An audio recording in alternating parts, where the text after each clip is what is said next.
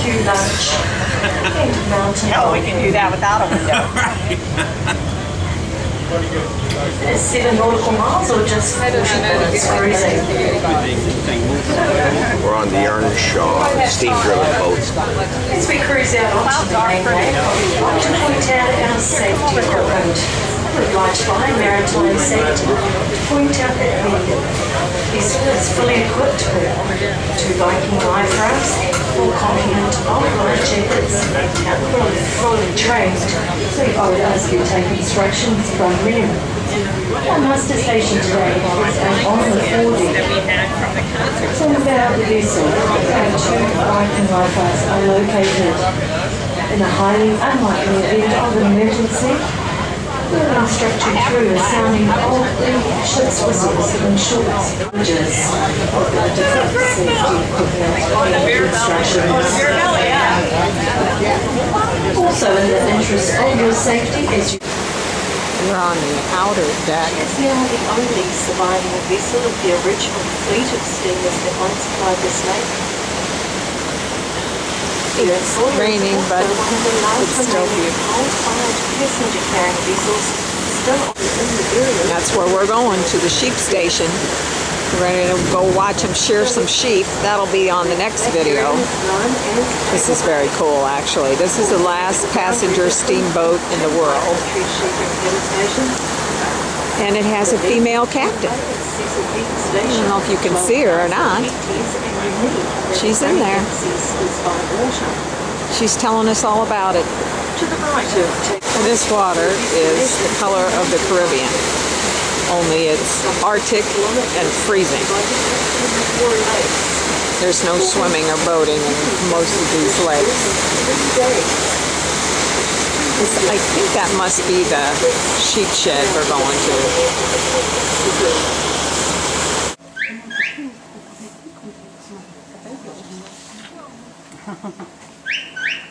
Keep out.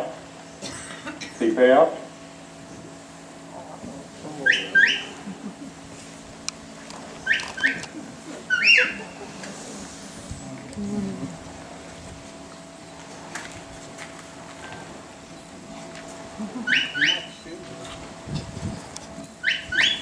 Walk up.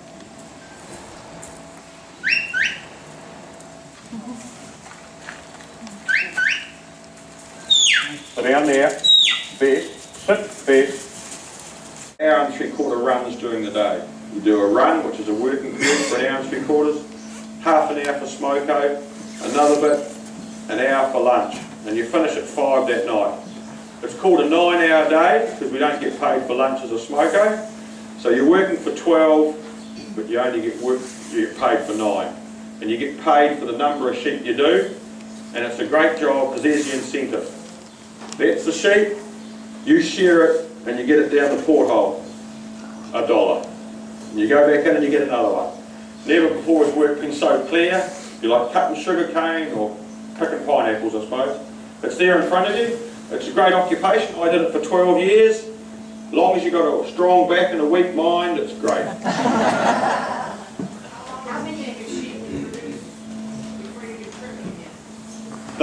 Various options. The sheep I have for a demonstration have got 12 months wool on or full wool, meaning full year's worth of growth. Some of the sheep out there that we patted, they had 4 months wool. Depending on the market at the time, crossbred fleeces we could shear twice a year, like just do 6 months worth of wool to remove it. The merino is such a beautiful product, we leave it for 12 months and then shear them. Shearing. These are blades or sheep shears. Since biblical times they've been used, just made out of steel. The blacksmith would fold them to give them a spring. Big pair of scissors. They're kept sharp by using a stone, an oil stone. Oil or spit is put on them, and they're touched up just like dressing a knife. They're kept sharp on an edge, and then a big scissoring action is used. So the dogs or people could gather up sheep to a corner of a paddock, and away you could go and just start. And this is how all the sheep were shorn in the early days before electricity or petrol engines were here. Sheep were just gathered up, trimmed, wool was taken off, washed in the lake to get rid of the lanolin, the heavy grease, spread on the ground here to dry for a long time. And in the early days it's renowned that Walter Peak, and that had all the wool after being washed in the lake, was then spread on the paddocks. And they used to say, Walter Peak Station is a horrible place. There's snow on the ground for 6 months of the year. But the wool would then have to be washed, trimmed up, bundled up, put into smaller bales, because they didn't have these pressing devices then, and it went across and sent all the way back to England. And Walter Peak topped the wool market in London on 3 separate occasions. The top fleeces from New Zealand and Australia combined, and Walter Peak grew it. Way back. So the blades were used, and a good competent shearer in his day could shear up to 200 with that. Now you imagine the size of the guy's arm, if he's scissoring away all day long. They're still used in parts of New Zealand because they leave a higher bit of wool on the sheep for cold, unseasonal storms. But to get, as the numbers of sheep grew in New Zealand, you couldn't rely on enough people to put up with shearing with these. So they developed the modern handpiece. You almost think it was Italian design, wouldn't you? It's an Australian, but we don't mind, we use Aussie stuff. It has a comb and a cutter, and the same scissoring action is used, but instead of having to squeeze my hand backwards and forwards, the electric plant with the down tube and a series of cogs and splines drives it. It is electric.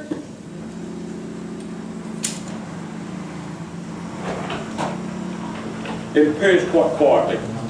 Doesn't disturb the sheep, and that's why we can put our stereo on and play rock music so much better. It ticks away. Oil's used, it's like a bit of fact, it's a bit like the shears we have at the barber shop, isn't it, guys? Really? It's all the same? I think I used one this morning, didn't I? So shearing, in this style, everyone blade shore for a long time, and it was just wherever you got. You grabbed your sheep, you'd hold it down, and away you'd go, and it was just how you got it off the fleece. A New Zealander in the 50s, Godfrey Bowen, developed a style to operate around here, and that's a style that we sort of have since learned, and we've taught it at shearing schools in New Zealand. The Godfrey Bowen style of shearing. And it's sort of like a lovely rural dance that you make your way around the down tube to shear the sheep. And if I can remember, you'll correct me if I forget, won't you? We'll get on with the show.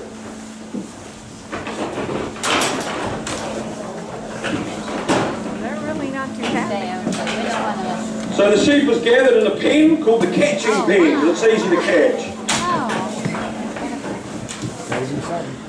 How much does that sheep I weigh? bought out, and this is this thing that makes us New Zealanders special. It's all in here. And what we have to do, we gather the sheep, and then we hypnotise them. Oh, Queen.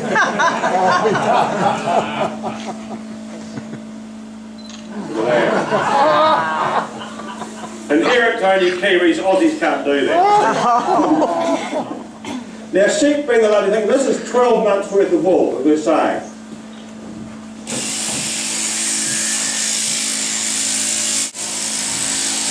Then we go out the leg, and you sort of see that's slightly dirt coloured. So we don't really want that for good fleece wool either, so that's sort of taken off.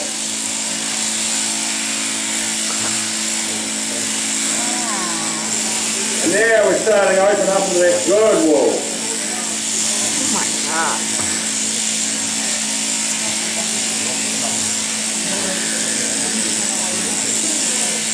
Not yet.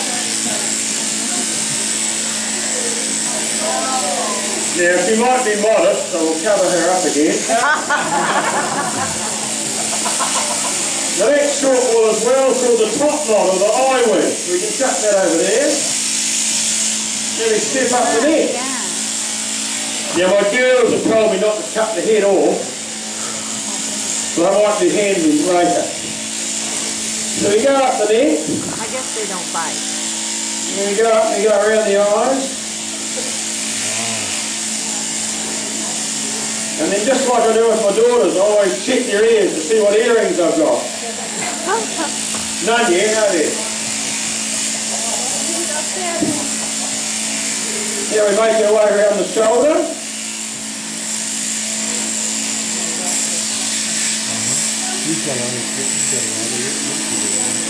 My God, look at that. Off of one piece. And this bit's called the long blow, because I get lots of long blows in.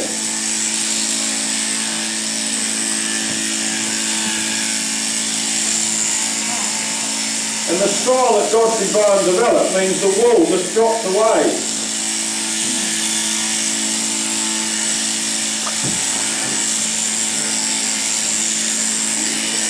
How do you have to be able to show this to Diana?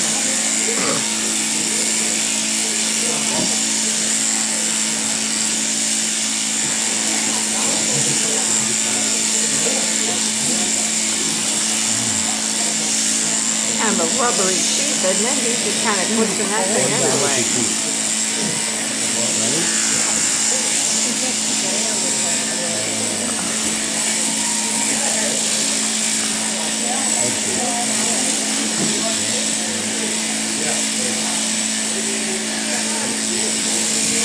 And as I warned you, here's the nudity.